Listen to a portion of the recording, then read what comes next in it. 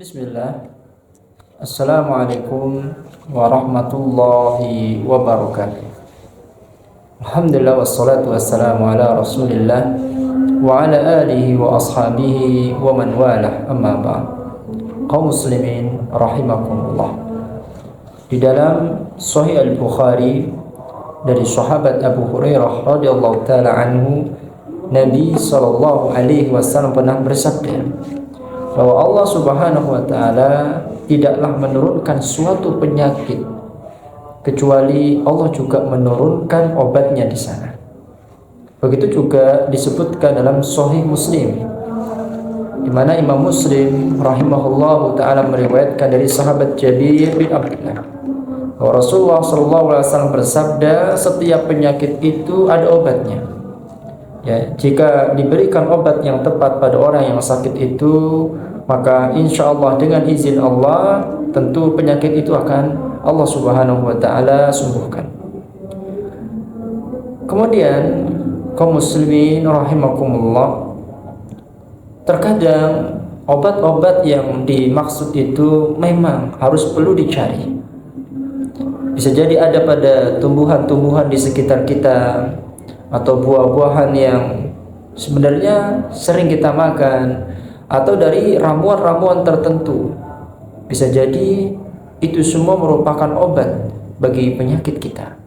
Akan tetapi permasalahannya sebagaimana disebutkan dalam Musnad Imam Ahmad, bahwa terkadang manusia itu tidak mengetahui bahwa apa yang selama ini dimakan olehnya dari tumbuhan-tumbuhan tersebut ternyata obat bagi penyakitnya, atau apa yang dimakan dari buah-buahan tersebut ternyata merupakan obat dari penyakitnya. Sehingga terkadang tidaklah Allah Subhanahu wa taala menurunkan penyakit, pasti ada penawar, dan sebagian orang mengetahui apa obatnya, apa penawarnya, dan sebagian yang lain belum mengetahuinya. Oleh karenanya kaum muslimin, ya, ketika Allah Subhanahu wa taala menimpakan kepada kita penyakit, maka kita tidak boleh bersuuzon kepada Allah, berburuk sangka kepada Allah bahwa Allah Subhanahu wa taala telah zalim kepada kita. Bukan. Sungguh ada hikmah tersendiri kenapa Allah Subhanahu wa taala memberikan penyakit pada kita. Dan tidak Allah Subhanahu wa taala zalim terhadap manusia, karena tidaklah Allah memberikan penyakit pasti di sana ada penawarnya, kecuali satu. Sebagaimana Rasulullah SAW pernah bersabda kepada para sahabat bahwa ya, seluruh penyakit pasti ada obatnya. Allah turunkan obat kepada ya penyakit-penyakit tersebut, kecuali satu, kata Rasulullah. Wakila, maka para sahabat berkata, ya Rasulullah, apa yang satu itu? Maka Rasulullah SAW menjawab, yaitu usia tua. Hadis riwayat Imam At-Tirmidzi rahimahullah taala. Jadi usia tua ini tidak bisa dielakkan, pasti akan terjadi pada setiap hamba. Ya, tidak ada obat dalam usia tua. Semua orang yang muda pasti akan menemukan masa-masa tuanya.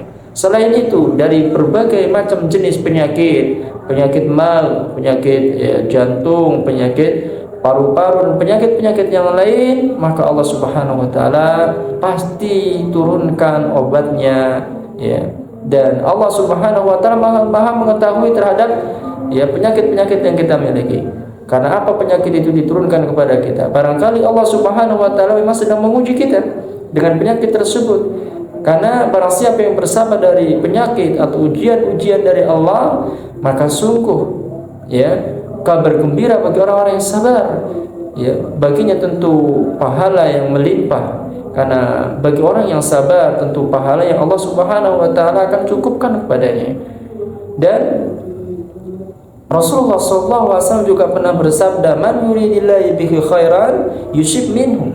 Siapapun orangnya atau barang siapa yang Allah Subhanahu wa taala kehendaki baginya suatu kebaikan, yusib minhu, maka Allah Subhanahu wa taala akan memberikan ujian kepada orang ini, baik berupa penyakit, baik berupa ya rasa kelaparan, kekhawatiran hati, atau diwafatkannya orang-orang tercinta di sekitar kita, atau ya hal-hal yang tidak kita sukai lainnya.